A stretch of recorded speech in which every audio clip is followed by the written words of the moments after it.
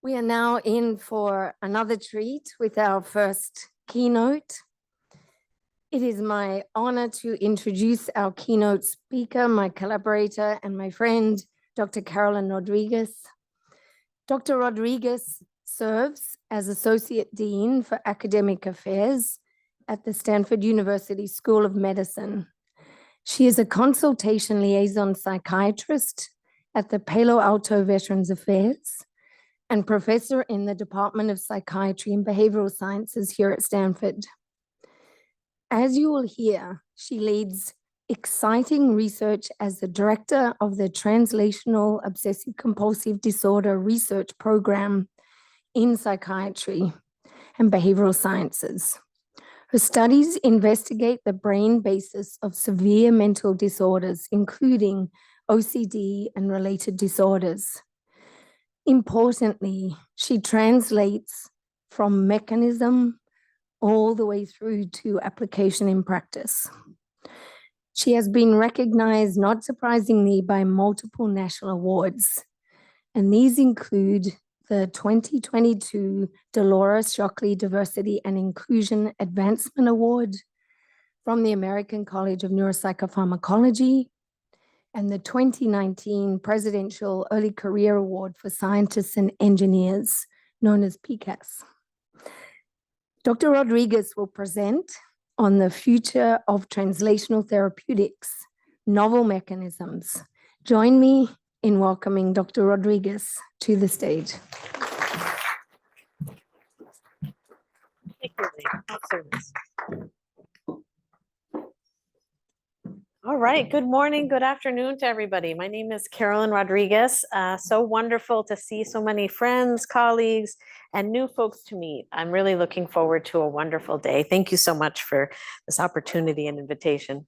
And what I wanted to share with you today is my goal, which is to relieve suffering of individuals with mental illness rapidly and in a sustained way.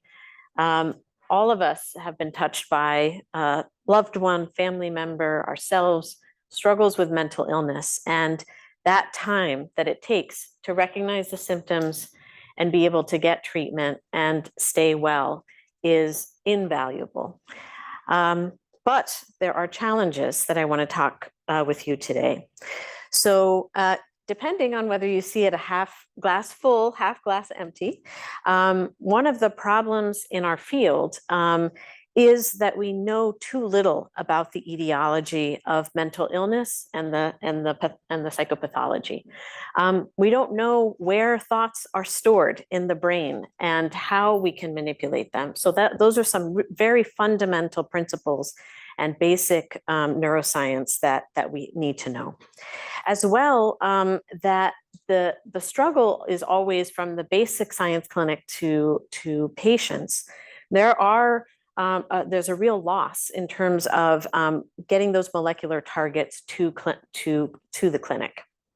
And finally, one of the challenges that I think Dr. Mayberg really spoke about so nicely is this idea of target engagement. If we have a new treatment, how do we know it's working? And she gave you various examples from DBT and others, and how that technology can help us to understand if a study fails, is it because that it in fact failed because it did engage with the target. And finally, in terms of variability of placebo response, this is a real challenge. But on the other hand, glass half full, there's a lot of opportunity and technology. And the focus, I think, for translational therapeutics in particular, in this wonderful article written by Dr. Pauls and Potter in 2023, reflects on the opportunity for us in terms of focusing on the basic disease biology, focusing not just on animals of disease, but subsyndromal targets, and a focus on human experimental therapeutics. We saw recently a wonderful case of brexanolone, which was developed in a beautiful and rational way for postpartum depression. Just recently got FDA clearance. It is a positive allosteric modulator of GABA. and was developed looking at looking at progesterone and how it interfaces. And so you've seen this really beautiful development looking at serum, looking at humans, looking at animal models, and finally getting a drug. So I'm really excited. There's a lot of hope out there. And as well, we need to maintain hope for black swan events. So these are things that you couldn't have necessarily predicted in a rational design, but really have the potential to transform and impact the field. Example is the personal computer. We wouldn't have known how much that would impact the field. And so what I want to share with you today is our approach in terms of translational therapeutics, thinking about components of illness. And I'll share with you an example from compulsive behavior, thinking about how novel compounds can be tested in humans to directly target compulsive behaviors. And what I'll be sharing with you today is the story of the research that I've been doing with a drug called ketamine. It is, most of you may be familiar with it. It's given in many different forms. I'll be sharing with you some work I've done with it as an IV infusion. And it is a drug of abuse. In higher doses, it's used as an anesthetic, children and adults. And we have come to test this in obsessive compulsive disorder, or OCD, which is characterized by intrusive thoughts that increase anxiety and repetitive behaviors that serve to decrease anxiety. And it affects around 1% to 2% of the population and is devastating. People feel like their minds are a prison with this disorder. And I came to a model called the SAPAP3, where when this protein that's on the scaffolding molecule of glutamate synapses is disrupted, you have these repetitive grooming behaviors. And at the time, there was a real excitement in terms of glutamate as modulator drugs in obsessive compulsive disorder. And I thought, wow, it would be so interesting if there could be something to ketamine, which had been shown to have rapid decrease in symptoms in major depression. And could there be some rationale for testing this in OCD? So again, our lab uses a multimodal and multi-level approach. We want to focus on understanding using drugs as a tool, looking at how the brain changes to rapidly relieve symptoms, to understand that mechanism, and then use that information to improve biomarkers and improve the precision of our treatments.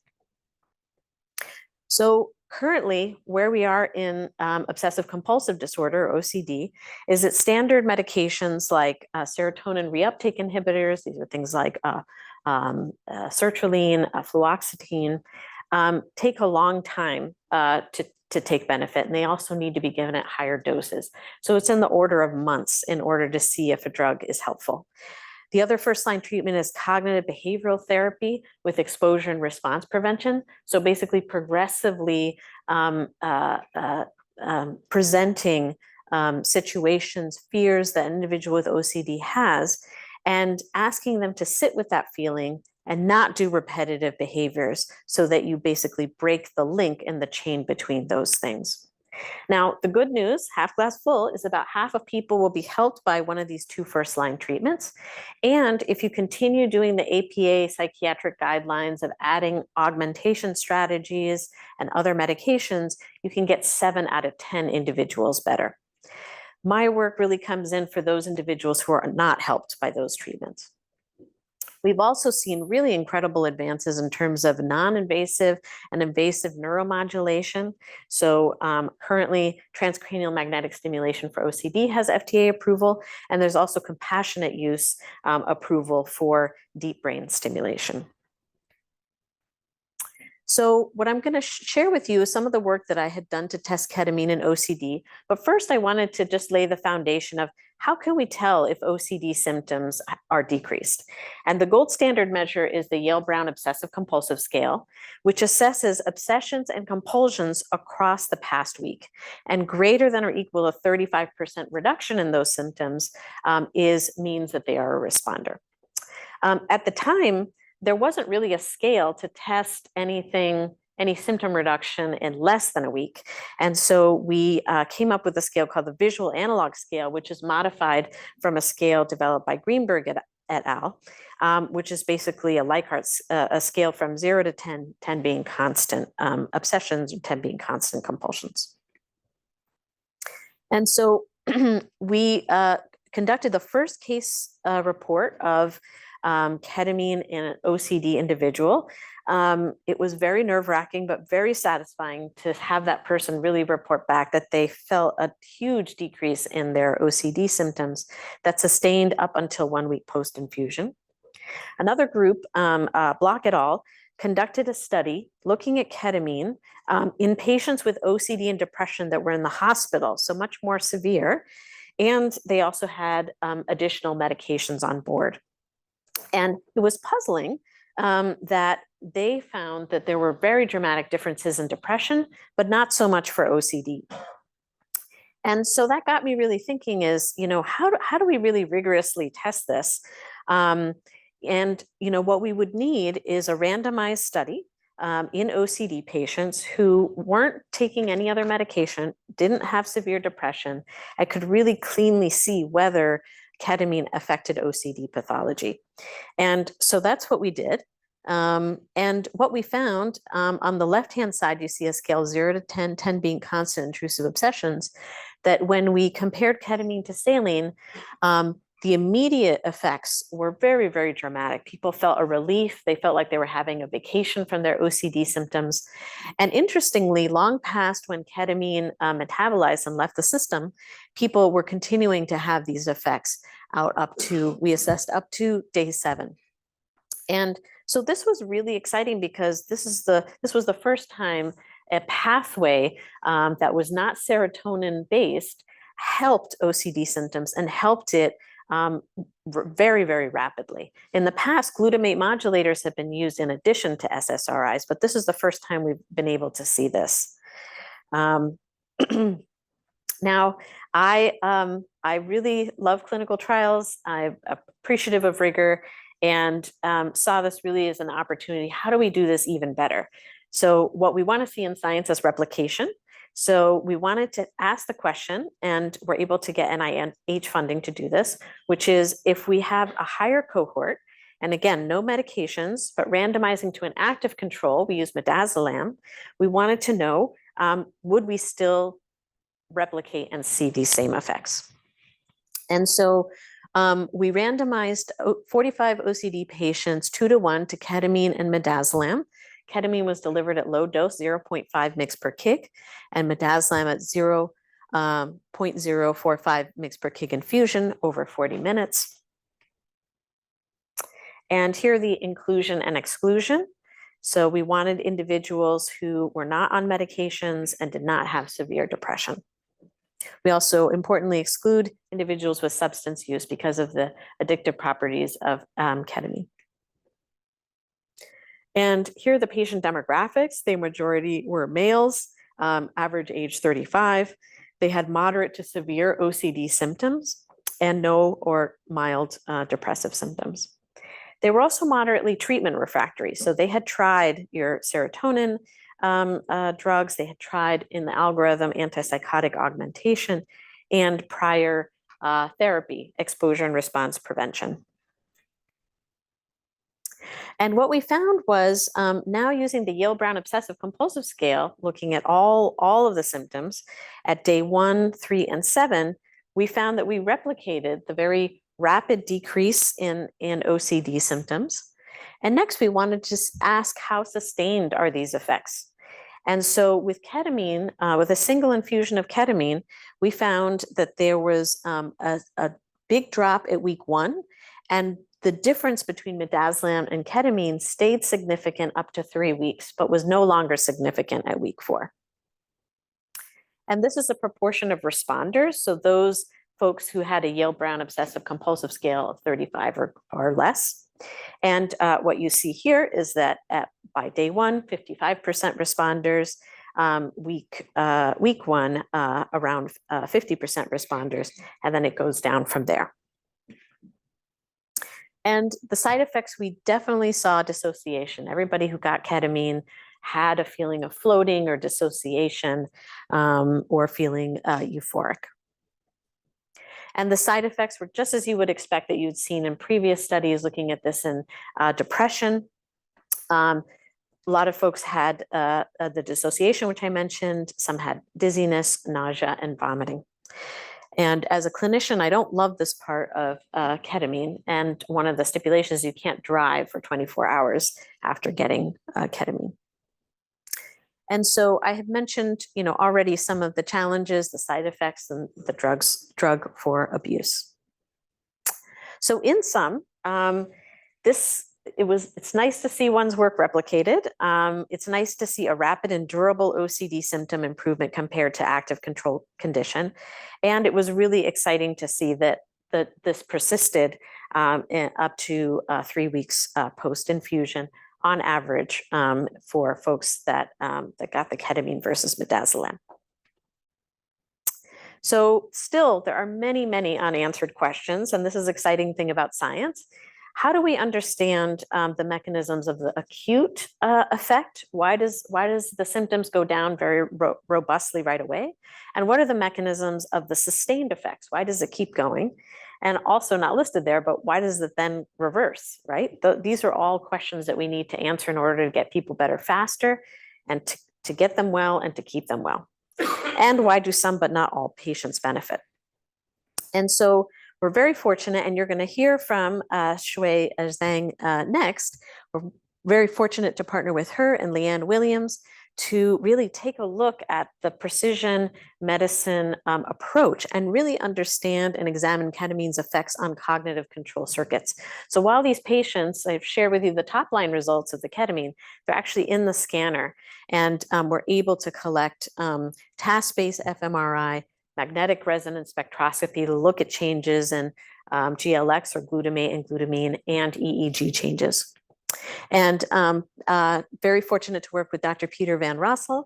Peter, I think you're that day, yeah, is looking at how do we take a look at what would predict the alleviation of OCD. And come find him after to talk to him about his work in looking at cognitive control and this web-based task that we actually partnered with Dr. Williams on to be able to look at prediction.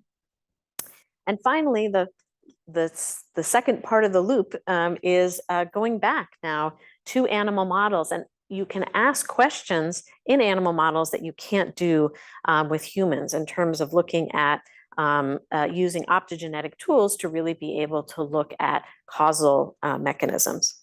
And so I'm just going to give you just a very overview of what we did in partnership with Dr. Lisa Ganaden at UCSF and graduate student Gwyn Davis. And basically, what I had talked to you about with these SAPAP animal models is that you have this repetitive grooming behavior. Could we now go back and do a clinical trial of these mice and be able to ask very specific questions about mechanisms?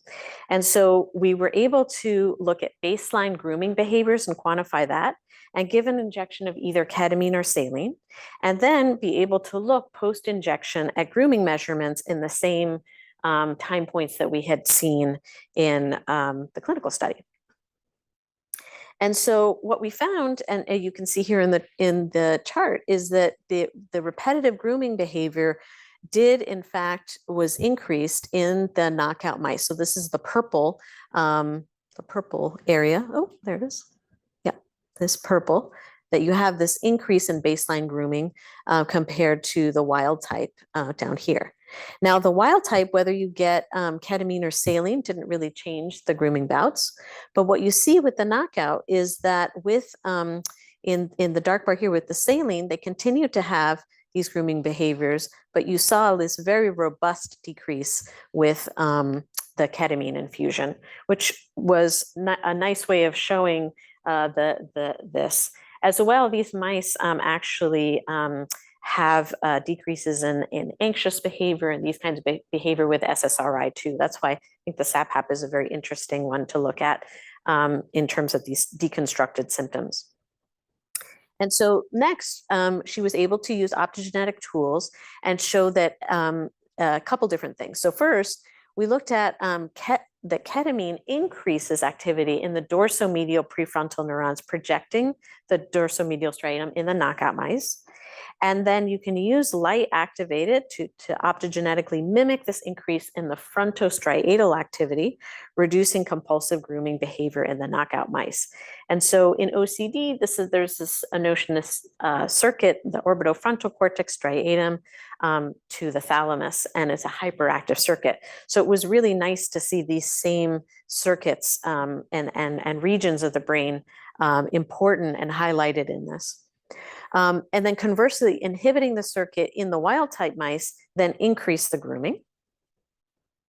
And then we could introduce the ketamine and show that it blocked the exacerbation of grooming in the knockout mice caused by optogenetically inhibiting the frontostriatal activity. And so in sum, we were very pleased to be able to use this translational model to demonstrate that ketamine increases activity in the frontostriatal circuit that causally controls grooming behavior in the SAPAP3, and suggesting that the circuit is important for ketamine's therapeutic effects in OCD. So again, we're going to complete the loop and be able to look in the brain and see if these hypotheses are sustained, and we can continue to build on them in terms of human models. And I'm really pleased to say that we're able to actually continue part 2 of the story. I'd mentioned that with ketamine, you get this kind of high elated feeling. Alan Schatzberg, ever since our career development days, institute days when I was a junior researcher, would always say, Carolyn, aren't you giving patients just a speedball with ketamine? And it's been really fun to have like this lifelong, right? No, you're nodding your head. So it's nice to come to Stanford, continue this dialogue, and really test out first in depression, just to highlight Boris Heifetz and Nolan Williams, that work looking at opioid mechanisms of depression, and now continuing with Boris and Alan, Lee and Buil together takes a team to be able to look at whether opioid is important for the anti-obsessional effects. And we're going to do this in 120 individuals with OCD and healthy controls. And please contact us. We have the scan here. We'd love if you have patients that have OCD who are interested in ketamine, helping us understand the mechanisms of ketamine. And really, I see this study as poised, like, should we invest in glutamate modulating pathway for OCD? Or if we show that the opioid system is important, maybe we need to invest more in opioid type drugs that don't have addicting effects. So really, this study will make a difference in terms of helping us advance novel therapeutics and rapid therapeutics. And then I just want to close with another exciting study that is funded by Foundation for Research, and we're partnering with MAPS to be able to test out MDMA with cognitive behavioral therapy and in OCD. And this is kind of the next frontier, right? I've done a lot of work in drugs, but it's really important, especially in OCD, where exposure and response prevention is one of the first line treatments, to see if we can combine these two treatments and really enhance the therapeutic effects. So again, this study isn't open yet, coming soon, but please reach out to us if we can, interest people to come into the wait list or find out just a little bit more about the science. MDMA, as you guys know, is a synthetic derivative of amphetamine and induces these pro-social effects, so feelings of introspection and connection. It has so much data in PTSD and showing significant reduction. So it's really poised to be a drug that is going to be talked about and studied. And so we don't have any studies of MDMA and OCD, and we need the data, we need the evidence. So we're putting together this hypothesis to suggest how might MDMA be helpful for OCD. And one is that simply cognitive behavioral therapy has a lot of dropout, even though it's a really great therapy. Could MDMA increase affinity with the therapist, increase the ability to get more bang for your buck for the therapies that we already know work? And that's just one of several hypotheses that we're testing.